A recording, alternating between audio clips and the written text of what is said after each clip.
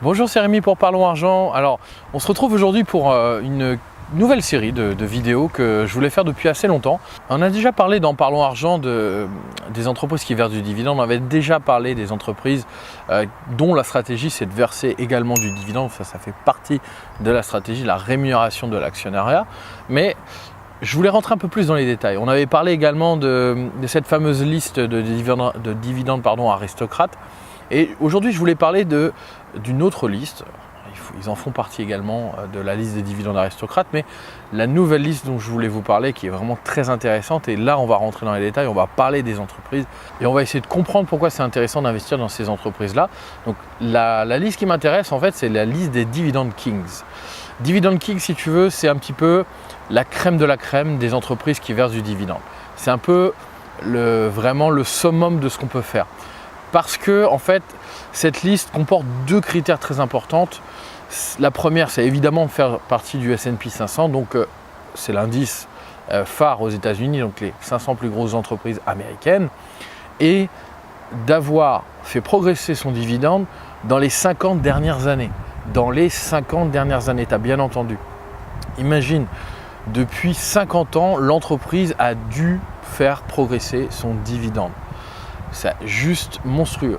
Et donc on est bien là sur une entreprise qui a comme caractéristique, a comme stratégie, a comme ADN de verser du dividende aux actionnaires, de rémunérer l'actionnariat pour fidéliser son actionnariat. Et donc c'est vraiment très intéressant pour toi parce que dans le cadre d'un investissement à long terme, un portefeuille de long terme, tu vas investir dans ce genre d'entreprise, tu peux être presque certain, évidemment on ne peut jamais être certain à 100%, mais tu peux être en tout cas, tu as des raisons valables de penser que dans les 10, 15, 20, 30, 40 prochaines années, l'entreprise a toujours cette vocation de rémunérer l'actionnariat, de faire progresser son dividende. Et on l'a déjà vu dans les précédents épisodes, dans les autres épisodes que j'abordais sur les dividendes, qu'effectivement, ce qui est très important, c'est effectivement de verser du dividende, mais surtout de le faire croître. Parce que le gros intérêt que tu vas avoir là-dedans, c'est que comme l'action généralement va progresser également dans les décennies, eh bien, quand tu auras acheté des actions, par exemple il y a 20 ans, 3-4 fois moins cher qu'aujourd'hui, eh bien, avec le dividende qui est versé aujourd'hui, donc qui aura progressé également dans le temps, tu fais une rentabilité bien plus conséquente que si tu achetais l'action aujourd'hui avec le dividende d'aujourd'hui. C'est là et comme ça que tu vas pouvoir construire ton portefeuille de long terme. Et donc aujourd'hui, j'ai décidé de parler de Procter & Gamble. Alors ça parle peut-être pas à grand monde parce que Procter & Gamble, c'est une multinationale, mais qui n'a pas de produit en tant que tel au nom de Procter & Gamble, évidemment.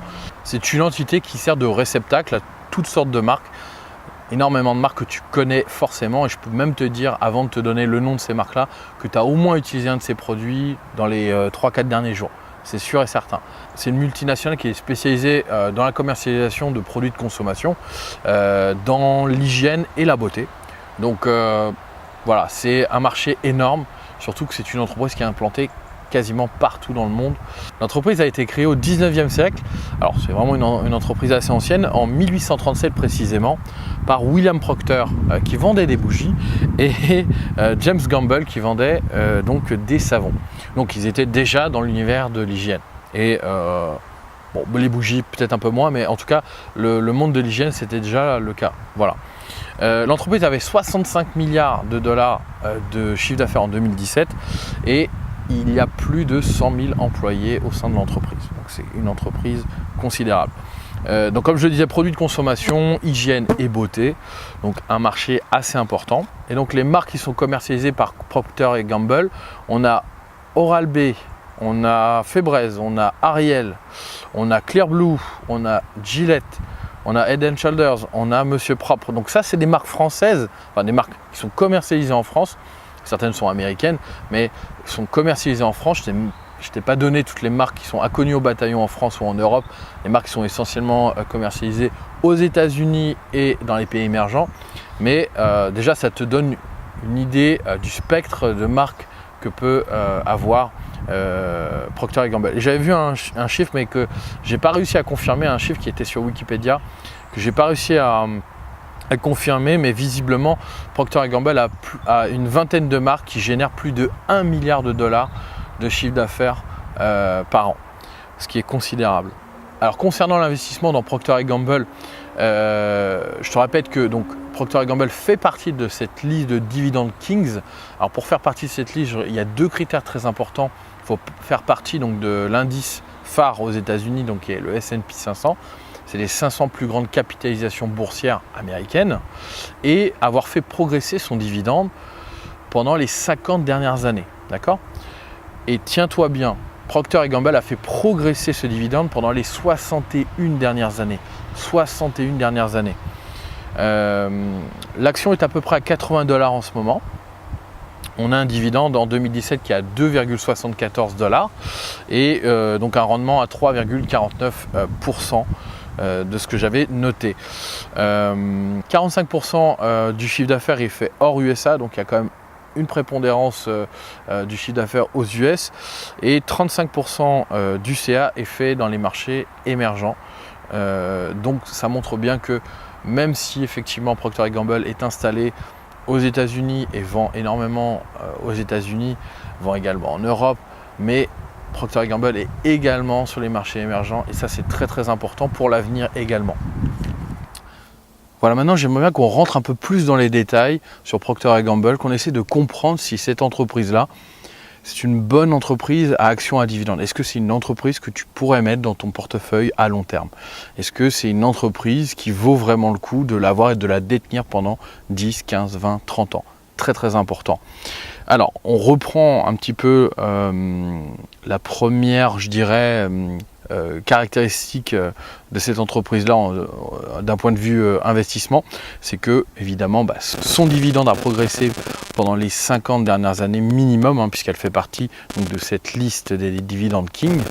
Et dans le cas de Procter & Gamble, la particularité c'est qu'on est déjà au-dessus de 60 ans, on est à 61 années de progression du dividende, c'est considérable. Et en fait, qu'est-ce que ça sous-entend tout ça? Ça sous-entend qu'en fait, l'entreprise a été capable pendant ces 60 dernières années de quand même croître au niveau du dividende, et donc de passer les crises, de passer les récessions économiques, de passer les crashs de marché, de passer les phases de taux hauts et de phases de taux bas. Oui, parce que les taux sont aussi très importants en matière économique, parce que par exemple un taux haut, ça sous-entend que le marché obligataire, donc le marché des obligations, est plus intéressant que le marché des actions, et un taux bas, c'est le contraire. Et donc les investisseurs ont plus tendance à investir soit dans les actions ou soit dans les obligations.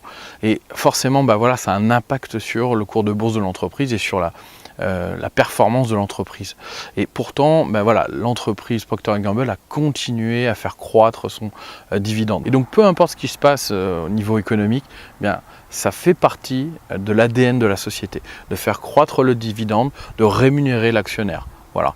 Et donc, toutes les forces de l'entreprise sont dirigées vers cet objectif-là notamment. Et donc c'est une récompense de l'actionnariat, une récompense, une fidélisation de l'actionnariat.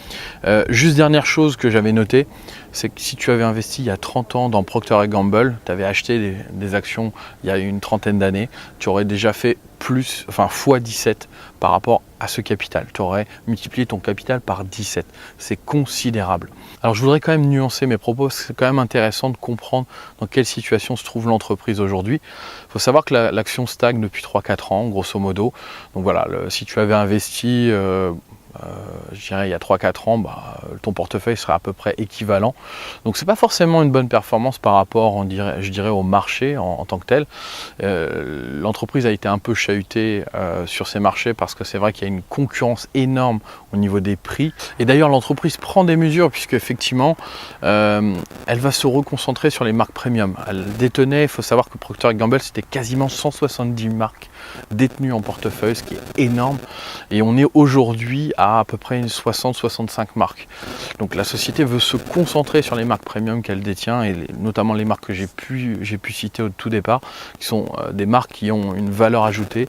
Les clients reconnaissent ces marques comme ayant un avantage au niveau de l'utilisation, au niveau des bienfaits. Et donc ce sont des marques qui continuent à vendre bien en temps de crise. Et comme effectivement la grosse difficulté ces dernières années, c'est la concurrence du e-commerce. Et la concurrence du e-commerce se fait essentiellement sur le prix.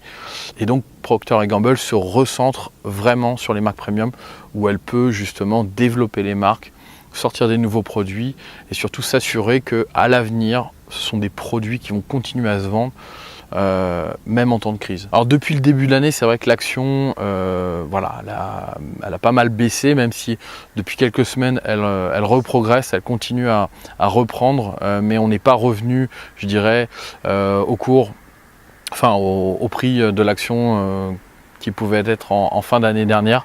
Donc c'est pas bon, voilà, c'est pas forcément une très bonne performance par rapport au reste du marché, mais voilà, il y a quand même des choses qui sont mises en place au sein de l'entreprise pour que les prochaines années soient assez bénéfiques.